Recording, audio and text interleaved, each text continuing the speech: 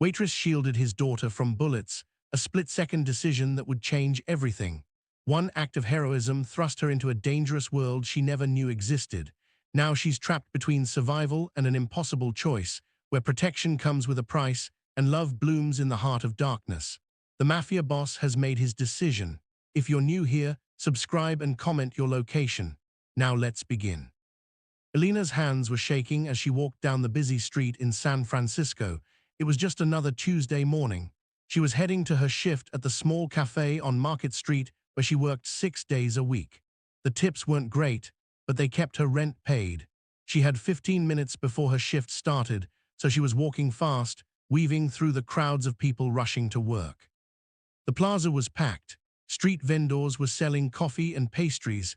A man played guitar near the fountain. Children ran around while their parents sat on benches checking their phones. Elena clutched her worn purse against her side and kept moving. Then the world exploded into chaos. The first gunshot cracked through the air like a firecracker. Elena froze. People around her screamed. More shots followed, rapid and loud, echoing off the buildings. Elena's heart hammered in her chest. She dropped to her knees instinctively, covering her head with her arms. Everyone was running, shouting, pushing past each other in blind panic. Through the stampede of legs and the screaming, Elena saw her.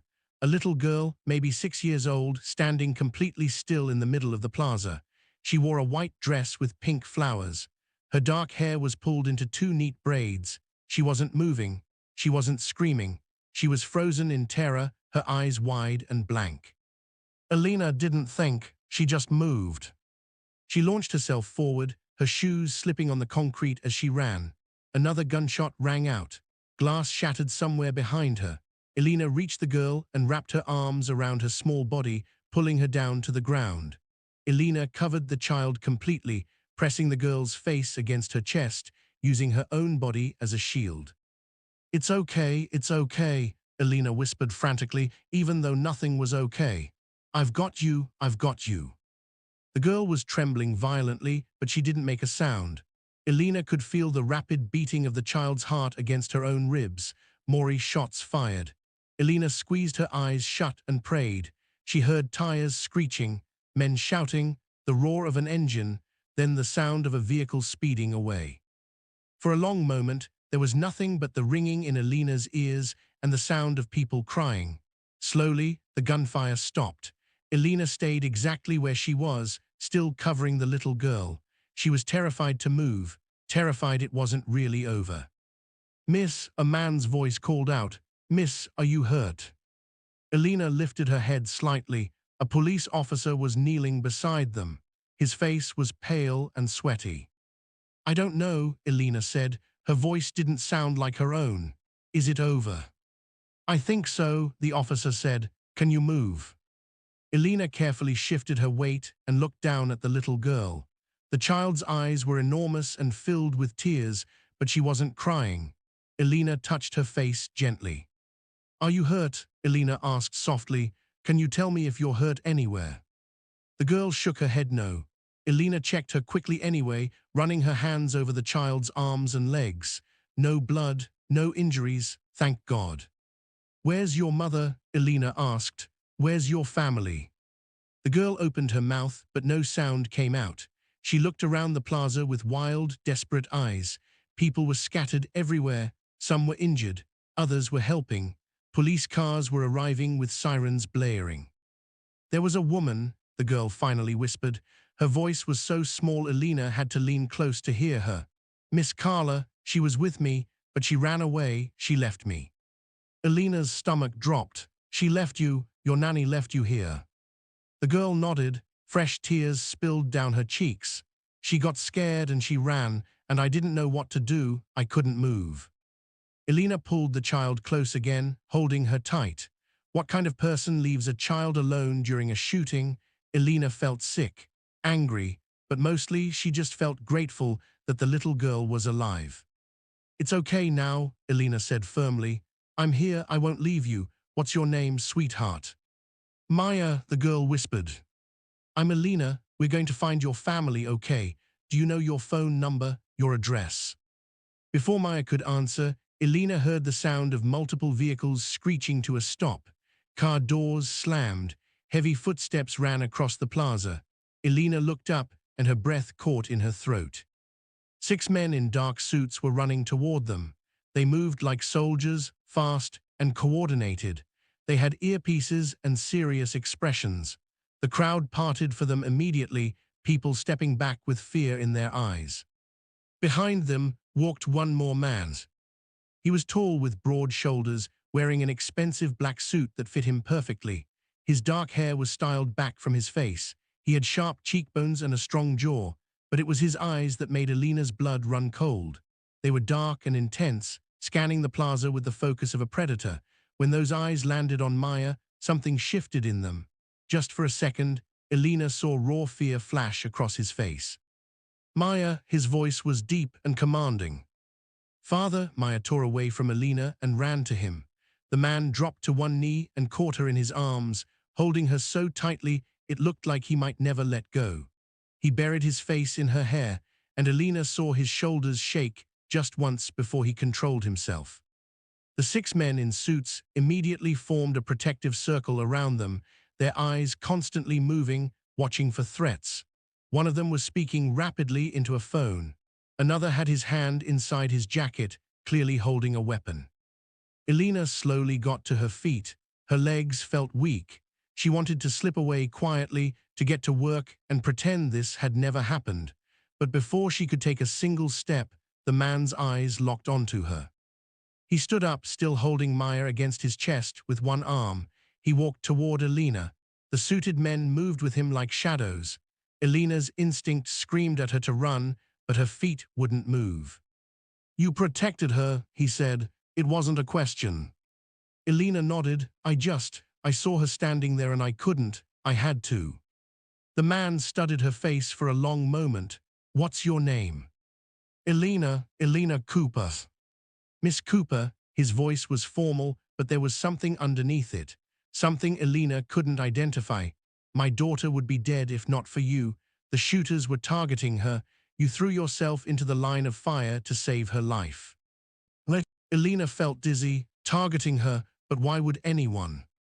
"That's not something we'll discuss here," he said sharply. He glanced at his men. "Daniel, secure the perimeter. Mark, get the car ready. We're leaving in 2 minutes.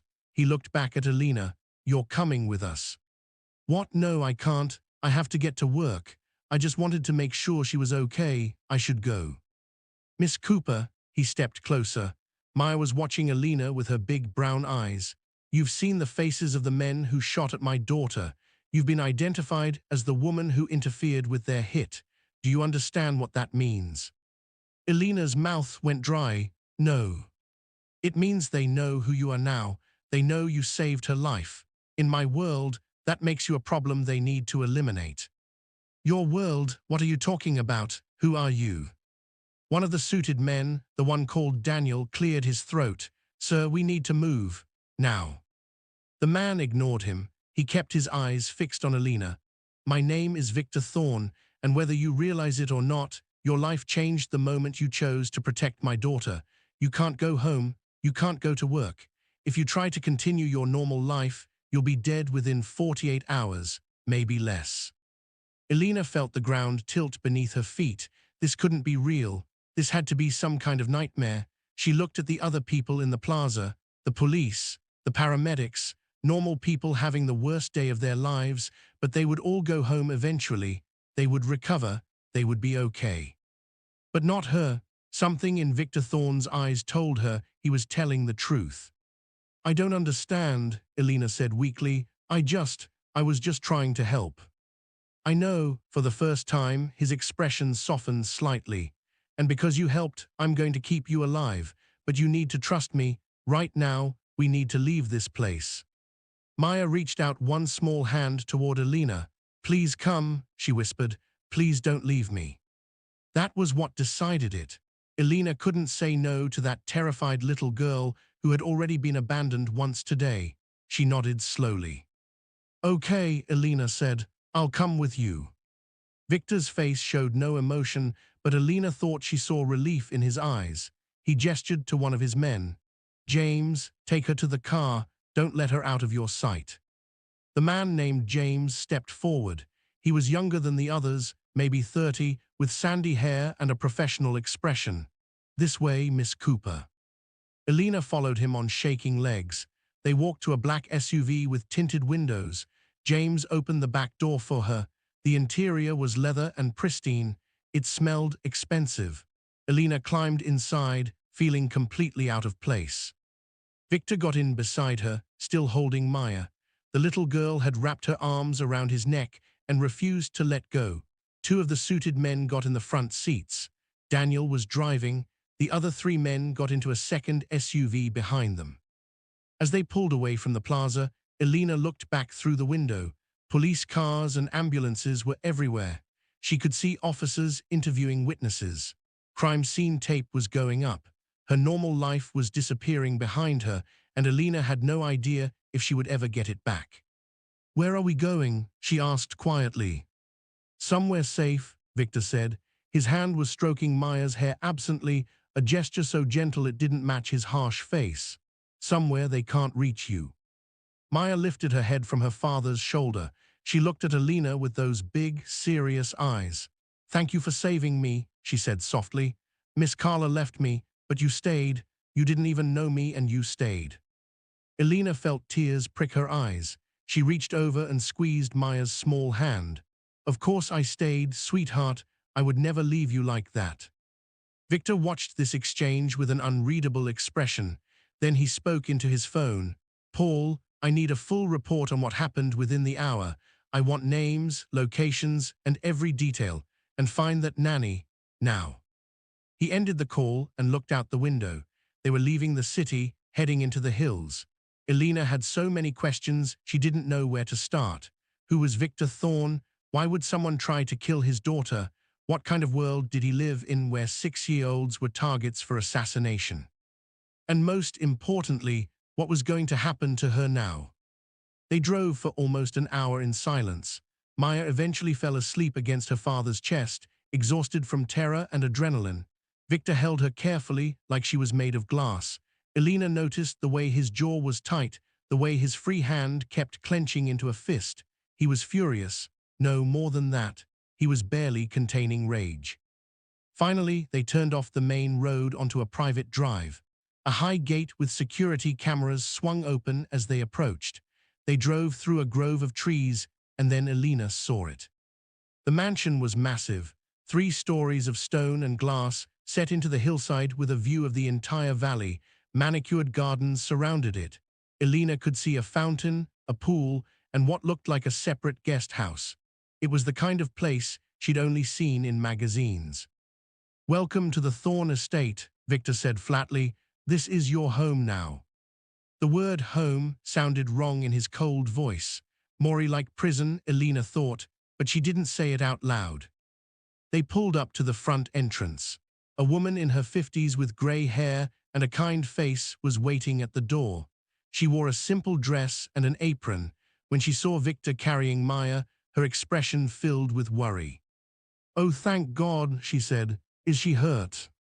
"She's fine, Mrs. Gable," Victor said. "Just shaken. This is Elena Cooper. She saved Maya's life. She'll be staying with us indefinitely. Please prepare the guest suite in the East Wing and make sure she has everything she needs." Mrs. Gable looked at Elena with warm brown eyes. "Of course, sir. Come with me, dear. You look like you need to sit down." Victor was already carrying Maya inside. Elena hesitated, then followed Mrs. Gable through the massive front doors. The interior of the house was even more impressive than the outside. Marble floors, high ceilings, expensive artwork on the walls. Everything was clean and perfect, and completely intimidating. Mrs. Gable led her up a wide staircase and down a long hallway. She opened a door to reveal a bedroom that was bigger than Elena's entire apartment. There was a 4-poster bed, a sitting area with a couch and chairs, a desk, and floor-to-ceiling windows with a view of the mountains. "The bathroom is through that door," Mrs. Gable said. "I'll bring you some clothes. You and I look about the same size. What would you like for lunch, dear?" Elena sank down onto the edge of the bed. "I'm not hungry, thank you." Mrs. Gable sat beside her and took her hand.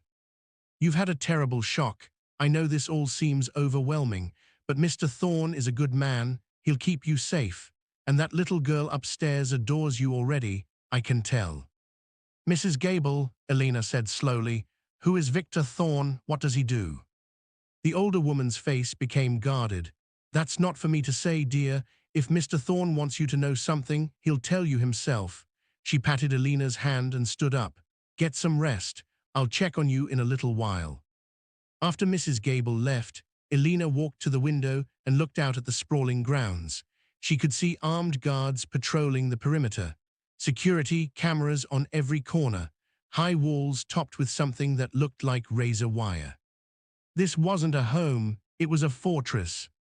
Elena thought about her small apartment in the city, her second-hand furniture, her shifts at the cafe, her simple, predictable life. 24 hours ago, her biggest worry was whether she could afford new shoes before winter. Now she was trapped in a mansion, protected from assassins she didn't know, by a man who terrified her. She touched the window glass with her fingertips. Outside, the sun was shining, birds were flying, everything looked peaceful and normal, but Elena knew the truth now. Nothing would be normal again. That night, Elena couldn't sleep. She lay in the enormous bed, staring at the ceiling, replaying the shooting over and over in her mind. The sound of gunfire, Maya's small body trembling in her arms, the look in Victor's eyes when he'd told her she was a target now. Around midnight, she heard a soft knock on her door. "Come in," Elena called quietly. The door opened, and Maya peeked inside. She was wearing pajamas covered in stars, and she was clutching a stuffed rabbit. Her eyes were red like she'd been crying. "I had a bad dream," Maya whispered. "Can I stay with you?" Elena's heart broke. She pulled back the covers. "Of course, sweetheart, come here." Maya climbed into the bed and curled up against Elena's side. Elena wrapped an arm around her. "I keep seeing it," Maya said in a small voice. "The man with the gun, the loud noises, Miss Carla running away." "I know," Elena said softly. "I keep seeing it too. Father says Miss Carla is gone forever. He said she should never have left me and she can't work for us anymore. Your father is right. She should have protected you. That was her job."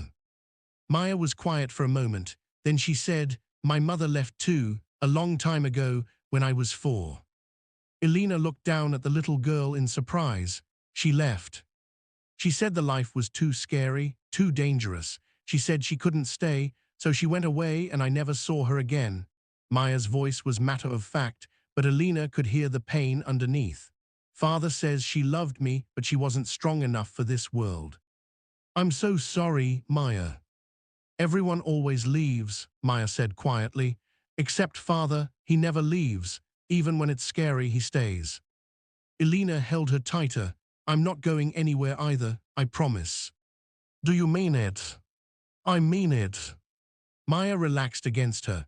Within minutes, her breathing became slow and even.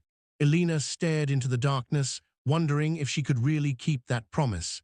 She was trapped here after all, but trapped or not, she meant what she'd said. She wouldn't abandon this little girl, not after everything. Elena must have fallen asleep eventually because she woke up to morning sunlight streaming through the windows. Maya was still asleep beside her, her small face peaceful. Elena carefully slipped out of bed, trying not to wake her. She found clothes in the dresser that Mrs. Gable must have left.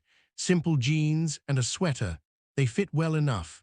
Elena got dressed and quietly left the room, closing the door softly behind her. The house was like a maze. Elena wandered down hallways, past closed doors and expensive furniture.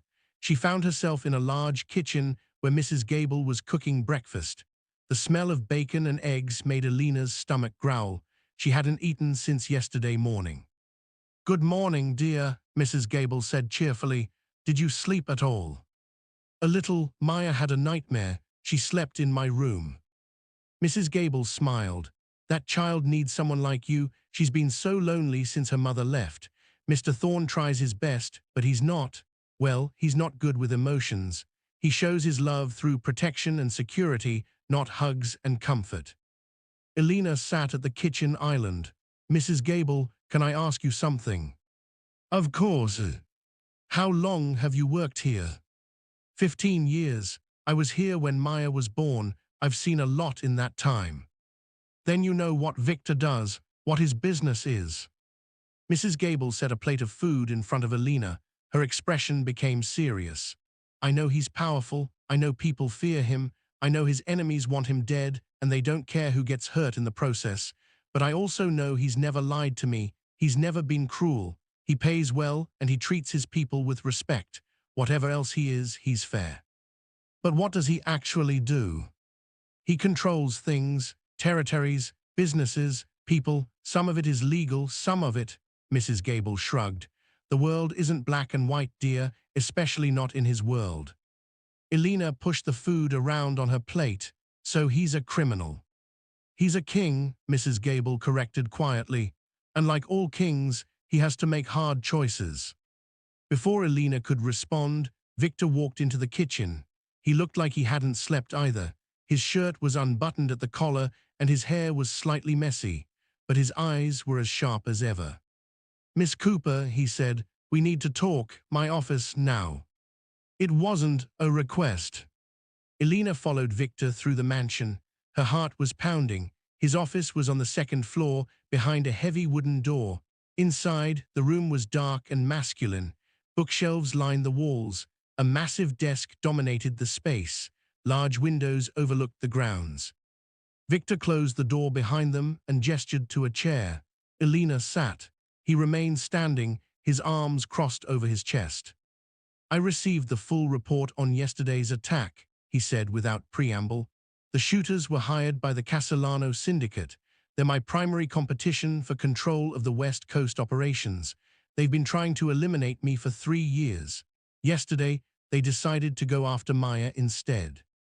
Elena felt sick. They tried to kill a child. Yes, and they would have succeeded if you hadn't interfered. Victor's jaw tightened. The nanny, Carla, has disappeared. We believe she was paid to abandon Maya at that specific location at that specific time. She set my daughter up to die. Oh God, Elena whispered. The Castellano Syndicate now knows your face. They know your name. They know where you work and where you live. My sources tell me they've already put a price on your head. $50,000 to whoever kills you. You're a loose end they need to tie up. Elena's hands started shaking. She gripped the arms of the chair. What am I supposed to do? That's what we're here to discuss. Victor moved to stand behind his desk. He pulled out a folder and opened it. I've had my people looking into your life. Elena Maria Cooper, 26 years old, no family, parents died in a car accident when you were 19, no siblings, no close friends. You've been working at that cafe for 2 years. You live alone. You have $300 in your bank account and $15,000 in student loan debt.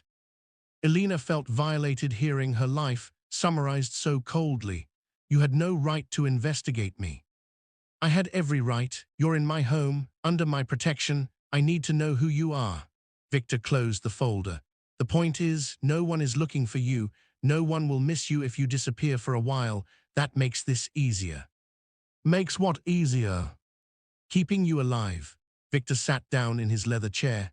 Here are your options. Option 1, I give you money and a new identity. I relocate you to another country. You start over somewhere far away from here. You never see Maya again. You spend the rest of your life looking over your shoulder. Elena's chest tightened. And option 2. You stay here. You become part of my household. You help take care of Maya. In return, you receive my full protection. No one will touch you. No one will even get close. So I'm a prisoner. You're a guest. There's a difference. Is there? Elena stood up, anger replacing fear. You're telling me I can't leave. I can't go back to my life. I have to hide here forever because I made the mistake of saving your daughter's life. Victor's eyes flashed. You didn't make a mistake. You did something brave and selfless, but actions have consequences, Miss Cooper. In my world, heroism can get you killed. Then your world is sick. Yes, Victor said quietly, it is, but it's the only world I have, and now it's your world too. Elena wanted to scream, to throw something, to run out of this office and keep running until she was far away from all of this. But she thought about Maya. that little girl who had already lost her mother, who had been abandoned by her nanny, who had nightmares and needed someone to hold her. If I stay, Elena said slowly, I want to see Maya whenever I want. I want to help take care of her, really take care of her, not just hide in my room. Agreed. And I want the truth about who you are, what you do. I won't live in this house without knowing what I'm part of. Victor studied her for a long moment, then he nodded. Sit down, Miss Cooper, this will take a while. Elena sat. Victor leaned back in his chair. My family has controlled organized crime on the West Coast for 3 generations, he began. My grandfather started with gambling and protection rackets. My father expanded into smuggling and money laundering. I've made it an empire. We control shipping, construction, waste management, and several legitimate businesses that serve as fronts. We move goods that people want but can't get legally. We provide services that exist in the gray areas of the law. You're talking about drugs, weapons, among other things, but we have rules: no human trafficking, no business with terrorists, no selling to children. We operate with a code. Elena laughed bitterly. A code, how noble. Mock it if you want, but that code is the only thing that separates us from animals. The Castellano Syndicate has no code. They deal in flesh. They hurt innocent people for profit. They traffic children. That's why I'm at war with them, not for territory, not for money, because they're a disease that needs to be cut out. And you're the surgeon. Someone has to be. Victor's voice was hard. I didn't choose this life, Miss Cooper. I was born into it. My father was murdered when I was 23. I had to take over the family business or watch everything collapse into chaos. So I chose order. I chose control. I've done things I'm not proud of, but I've also prevented worse things from happening. Elena didn't know what to say to that. She thought about the violence she'd witnessed, the bullets flying through the plaza, the innocent people screaming and running for their lives. Maya's mother, Elena said, she left because of this life. Victor's expression became distant. Claire was a good woman, kind, gentle. She tried to accept my world for 5 years, but after Maya was born, she couldn't handle the fear anymore. Every time I left the house, she thought I wouldn't come back. Every stranger on the street was a potential threat. It broke her. So she left. I gave her money and made sure she was safe, but she wanted nothing to do with Maya or me ever again. That must have hurt. It did, but I understood. This life isn't for everyone. Victor looked directly at Elena. Which brings me back to you. You've seen what this world looks like now. If you want to take option 1 and disappear, I'll arrange it today. No judgment. But if you stay, you need to understand what you're accepting. Fear, danger, security guards and locked doors, never being able to go anywhere without protection. Can you live like that? Elena thought about her small apartment, her quiet life, her ordinary problems. Then she thought about Maya's face when she'd asked Elena not to leave her. I can live like that, Elena said, for her. Not for her, Victor said sharply. That's not enough. You need to want to survive for yourself, Miss Cooper, because if you're only here out of obligation, you'll break just like Claire did. Elena met his intense gaze. Then I'll stay for both of us. For Maya because she deserves someone who won't abandon her, and for myself because I'm not going to let some criminals decide that my life is worth $50,000. I'm worth more than that. For the first time, Victor almost smiled. Yes, you are. The next 3 weeks passed in a strange blur.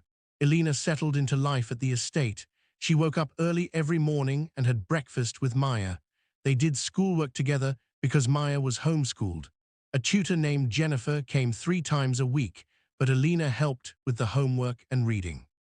Maya was smart and curious. She asked endless questions about everything. She loved stories and animals and drawing. She was teaching Elena how to play chess. She laughed at Elena's jokes and held her hand when they walked through the gardens. Slowly, the scared little girl from the plaza began to relax. The nightmares came less frequently. She smiled more. She was still cautious around strangers, but with Elena, she was open and affectionate.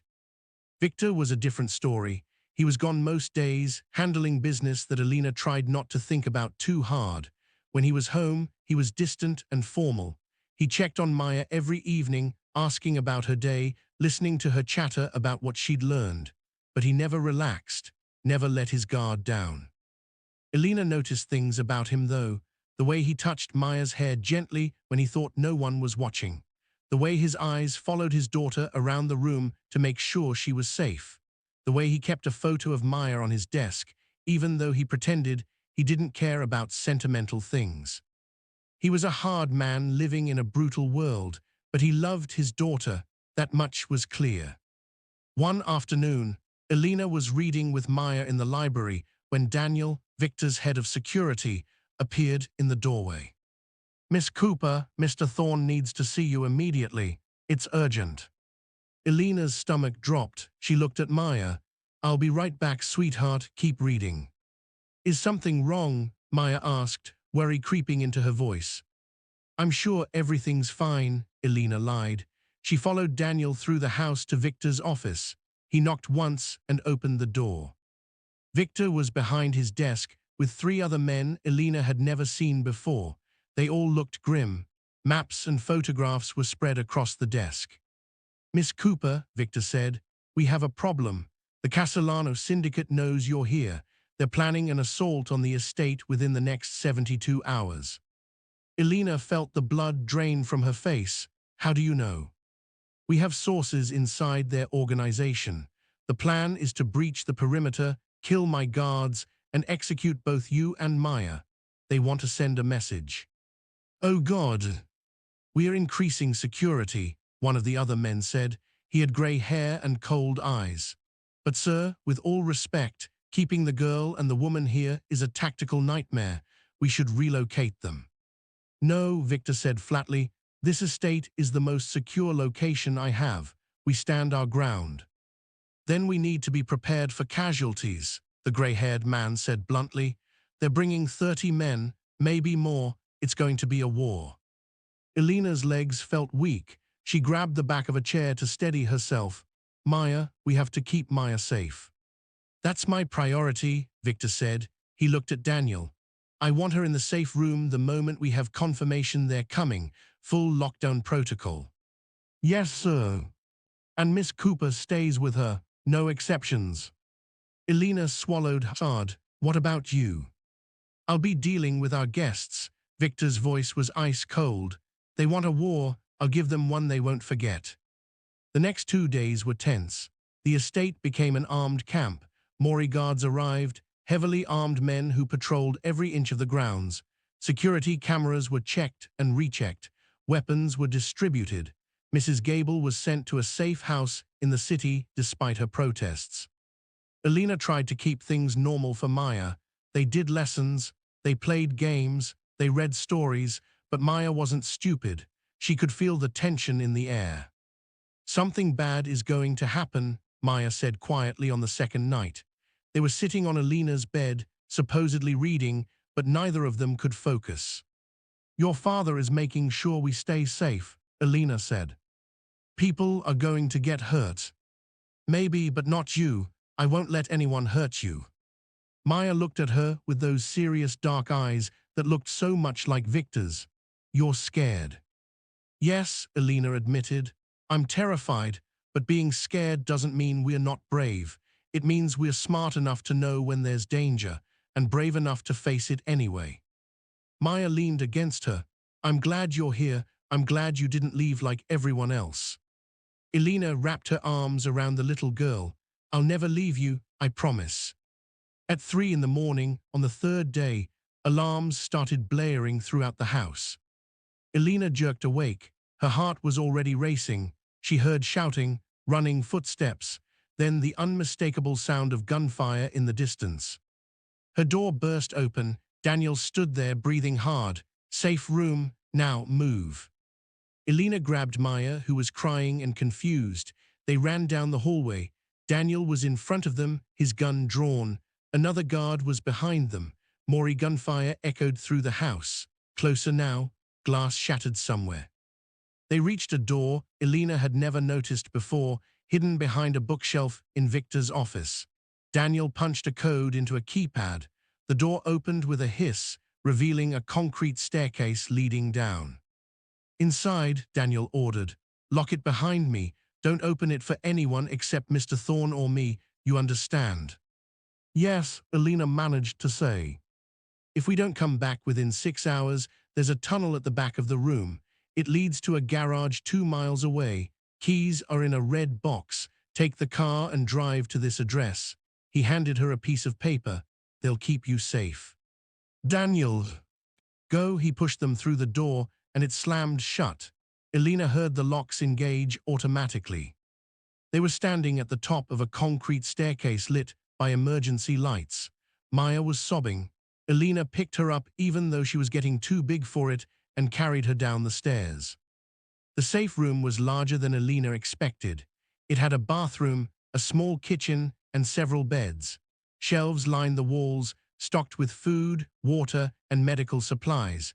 Monitors showed feeds from security cameras all over the estate. Elena set Maya down on one of the beds and wrapped her in blankets. Then she looked at the monitors. What she saw made her stomach turn. Men in black tactical gear were everywhere. They'd breached the walls and were moving through the grounds in coordinated teams. Victor's guards were fighting back, taking cover behind vehicles and trees. Muzzle flashes lit up the darkness like deadly fireflies. On one monitor, Elena could see Victor himself. He was in body armor, a rifle in his hands, directing his men with hand signals. He moved with the confidence of someone who had done this many times before. He fired, took cover, moved to a new position. Efficient, deadly. A man in black appeared around a corner. Victor spun and fired 3 times. The man went down. Victor didn't even pause. He kept moving. Elena turned away from the monitors. She couldn't watch. She sat beside Maya and held her while the little girl cried. Above them, the battle raged. Elena heard explosions, shouting, screaming. The house shook. Dust fell from the ceiling. "It's okay," Elena whispered over and over. "We are safe. We are safe down here." But she didn't feel safe. She felt trapped, helpless. She held Maya tighter and prayed that Victor and his men would survive, because if they didn't, she and Maya were next. The battle lasted for almost 3 hours. 3 hours of terror. 3 hours of listening to violence and death happening above their heads. 3 hours of Maya crying against Elena's chest, while Elena stroked her hair and whispered meaningless comfort. Finally, the noise stopped. The silence was almost worse. Elena stared at the door, her whole body tense. Who would come through it? Victor or someone else? She heard footsteps on the stairs, heavy boots. Elena grabbed a knife from the kitchen area, the only weapon she could find. She pushed Maya behind her. The door opened. Victor stood there, covered in blood and dust. His face was hard and exhausted. His eyes found Maya first, then Elena. For just a second, Elena saw relief in his expression. "It's over," he said roughly. "They're all dead or gone. We held them off." Maya broke away from Elena and ran to her father. Victor caught her, holding her tight with one arm.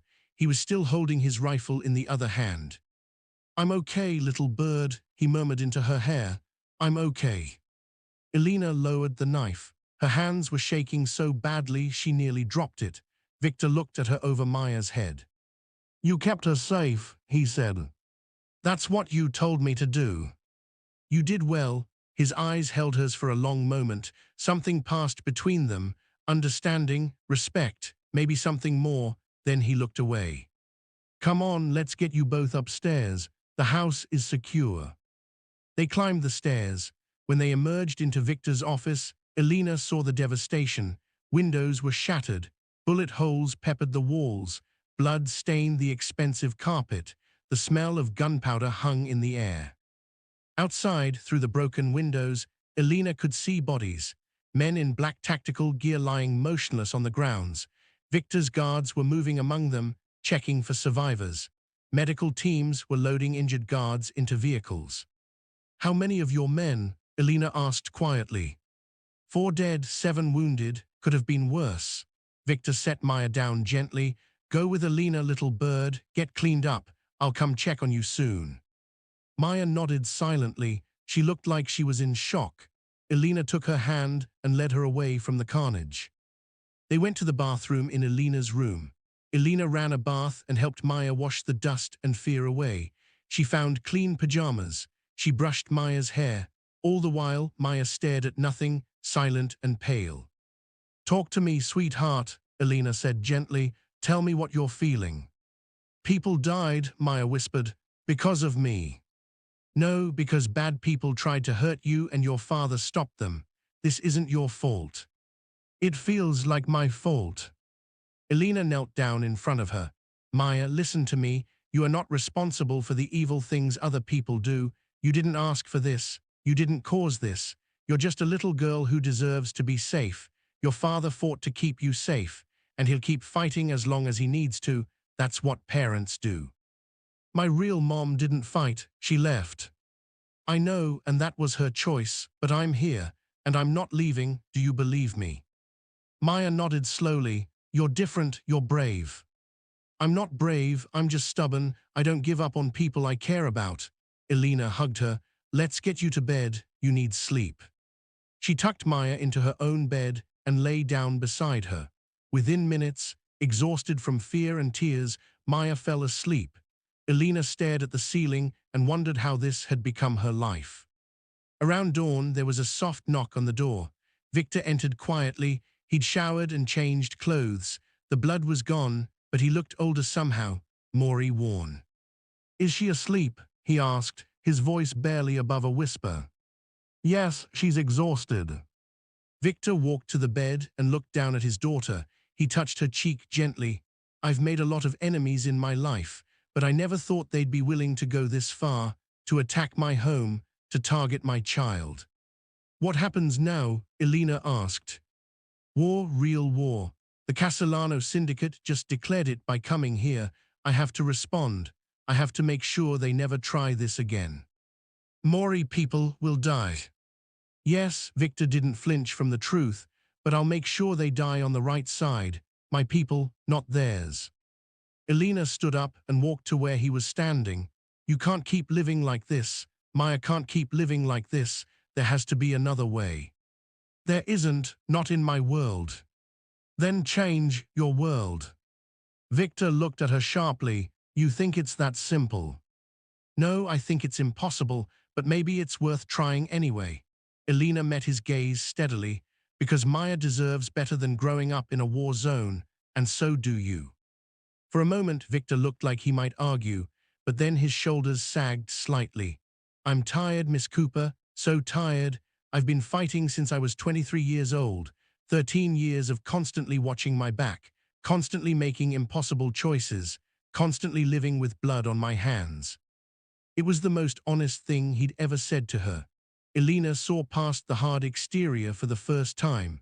She saw a man who was drowning and didn't know how to ask for help. "You don't have to do it alone," she said softly. "Not anymore." Victor stared at her. Something shifted in his dark eyes, something Elena couldn't name. Then he turned and walked to the door. "Get some sleep, Miss Cooper. Tomorrow we'll discuss what happens next." After he left, Elena lay back down beside Maya. She thought about Victor's tired eyes, about the weight he carried, about the impossible situation they were all trapped in. And she realized something that terrified her. She was starting to care about him, not just about keeping Maya safe, about him, about the man beneath the armor, about the father who held his daughter like she was his whole world, about the king who was slowly being crushed by his crown. This was dangerous. Caring about Victor Thorne was the last thing Elena should be doing. But apparently her heart didn't care about should or shouldn't. It just kept reaching out toward a man who lived in darkness, hoping maybe she could bring a little light. Thank you for watching Elena and Victor's dangerous journey from strangers to something more. Would you risk everything to protect someone you just met? Could you find love in a world built on violence and secrets? Drop a comment below with your location and tell us what you would have done in Elena's situation. Don't forget to subscribe for more intense stories like this one.